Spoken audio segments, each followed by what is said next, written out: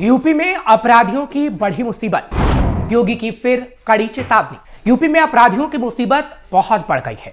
जहां लगातार एनकाउंटर हो रहा है, तो 2027 चुनाव से पहले योगी ने एक बड़ी मिसाल पेश की है कि योगी राज में जहां अपराध खत्म हुआ, वहां सांप्रदायिक दंगे शून्य रहे। और जब से ये रिपोर्ट सामने आई है, तो अखिलेश मातम मना रहे हैं, क्योंकि उनकी सरकार में लगातार अपराध बढ़ रहा था, लेकिन योगी सरकार में वो शून्य हो गया।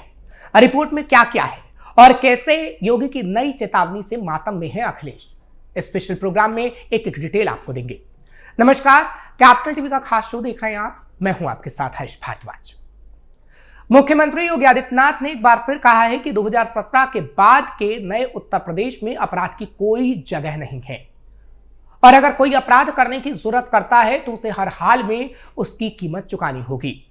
योगी ने कहा कि वह दौर समाप्त हो चुका है जब पीड़ित भटकता था और अपराधी मौज मस्ती करता था। उन्होंने कहा कि अब उत्तर प्रदेश सरकार ने अपराध के खिलाफ नरमी नहीं बरतने की नीति के तहत साक्ष्य संकलन और फोरेंसिक साइंस लैब के माध्यम से नई व्यवस्थाओं को लागू किया है, जो हर किसी ने देखा। अपराधी अब बचता नहीं है। मुख्यमंत्री ने पिछले दिनों भी कहा था कि प्रदेश में 13 लाख से ज्यादा सीसीटीवी कैमरे लगाए गए हैं, जिससे अपराधियों की तेजी से पहचान की गई है। योगी ने कहा था कि पारदर्शी, जवाबदेह और सुरक्षित समाज की दिशा में प्रदेश सरकार पूरी प्रतिबद्धता के साथ काम कर रही है। मुख्यमंत्री आदित्यनाथ ने कानून के शासन को सर्वोच्च प्राथमिकता बताते हुए कहा था कि इसे लागू करने के प्रयासों के तहत 8 साल में प्रदेश में 2,19,000 पुलिसकर्मियों की भर्ती की गई थी, जिसमें 60,244 कर्मियों की भर्ती हाल ही में संपन्न हुई। उन्होंने कहा कि 8 सालों में उत्तर प्रदेश में जितने पुलिसकर्मियों की भर्ती हुई, उतना किसी भी राज्य में नहीं हुआ, और इसीलिए ही उत्तर प्रदेश में अपराध कम हुआ है, क्योंकि पुलिसकर्मियों की भर्तियां हुई और कैसे अपराधियों में खौफ पैदा हुआ वो सबने देखा। यूपी में बेटियां सबसे ज्यादा सुरक्षित। योगी ने कहा कि उत्तर प्रदेश में अपराध और अपराधियों के लिए अब कोई जगह नहीं है। जो लोग भी बेटी की सुरक्षा से खिलवाड़ करेंगे, उनका खात्मा हो जाएगा। हालांकि ये बातें पिछले दिनों HT समिट में यूपी के मुख्यमंत्री योगी आदित्यनाथ की तरफ से की गई थी। उन्होंने एनकाउंटर और बुलडोजर को लेकर खुलकर बात की, लेकिन वो जहां भी जाते हैं तो इस पर खुलकर ही बात करते हैं। उन्होंने कहा था कि जो व्यवस्था में बोझ बने हुए हैं, उस बोझ से धरती माता को मुक्ति मिलनी चाहिए, और ये काम तेजी से हो भी रहा है। उन्होंने कहा था कि ये काम आगे भी ऐसे ही तेजी से होता रहेगा। एनकाउंटर पर जब उनसे सवाल पूछा गया था, तो उन्होंने कहा था कि हमने कहा था ना कि जीरो टॉलरेंस। बेटी की सुरक्षा के साथ खिलवाड़ किया तो अगले चौराहे पर कोई यमराज आपका इंतजार कर रहा होगा। हमने हर चौराहे पर यमराज तैनात कर रखा है।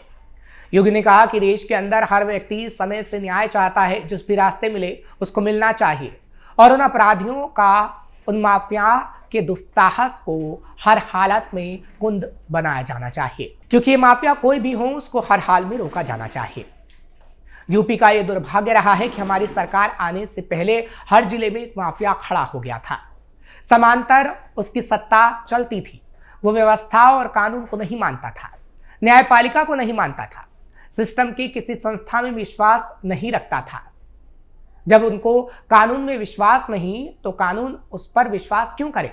इसलिए हमने उसको उसी की भाषा में समझाने का काम किया। अब यूपी माफियाओं से मुक्त हो चुका है। अब यूपी 1 डिस्ट्रिक्ट 1 माफिया नहीं, बल्कि 1 डिस्ट्रिक्ट 1 मेडिकल कॉलेज है। उत्तर प्रदेश में तेजी से अपराध हुए कम। राष्ट्रीय अपराध रिकॉर्ड ब्यूरो ने क्राइम इन इंडिया 2023 रिपोर्ट जब पेश की थी, जिसमें बताया गया था कि कैसे अपराधियों में खौफ पैदा हो रहा है। ऐसी कई और रिपोर्ट्स भी उत्तर प्रदेश के लिए सामने आ रही हैं, जो अखिलेश को परेशान कर रही हैं, क्योंकि ऐसी रिपोर्ट कभी अखिलेश सरकार में आई ही नहीं। आंकड़ों के मुताबिक 2023 में यूपी में सांप्रदायिक दंगों की संख्या 0 रही। सीएम योगी से पहले यूपी में ऐसा कभी नहीं हुआ।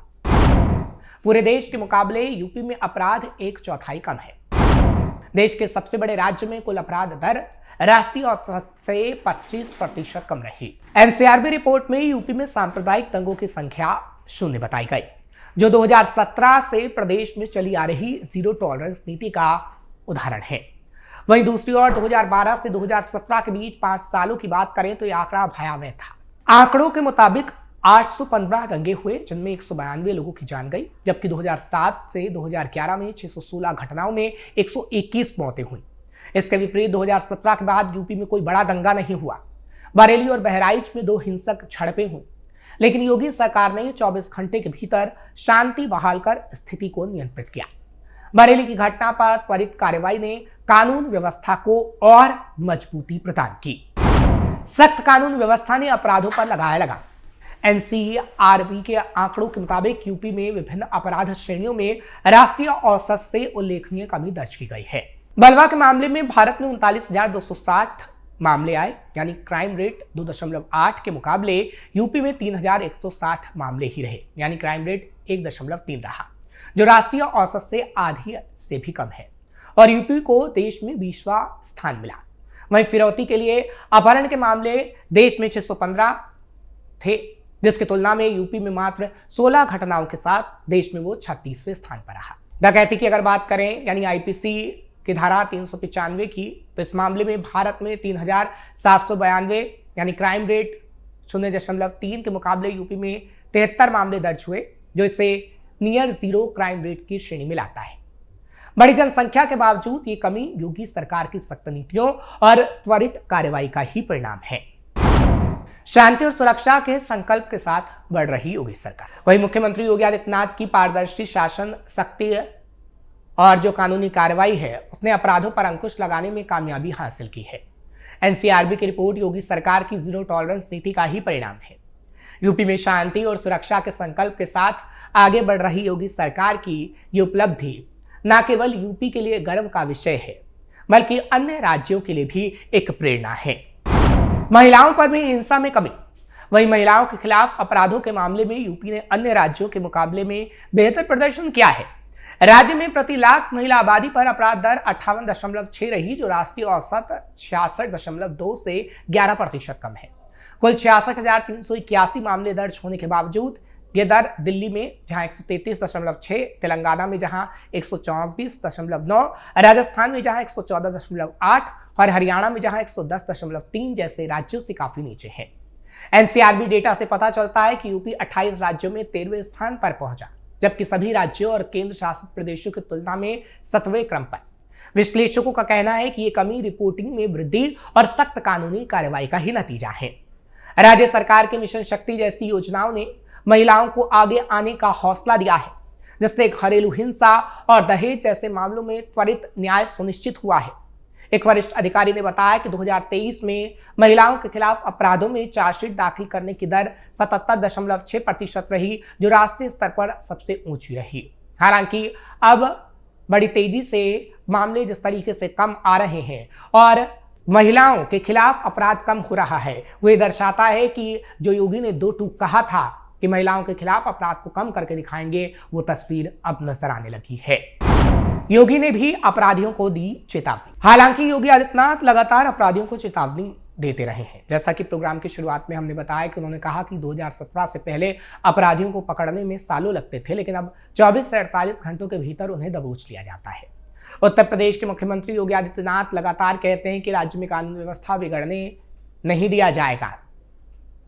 कड़ी चेतावनी देते हुए मुख्यमंत्री ने कई बार कहा है कि उपद्रवियों पर ऐसी कार्रवाई की जाएगी कि वो दोबारा ऐसी हरकत करने से पहले 10 बार सोचेंगे, और वही उत्तर प्रदेश में होता है।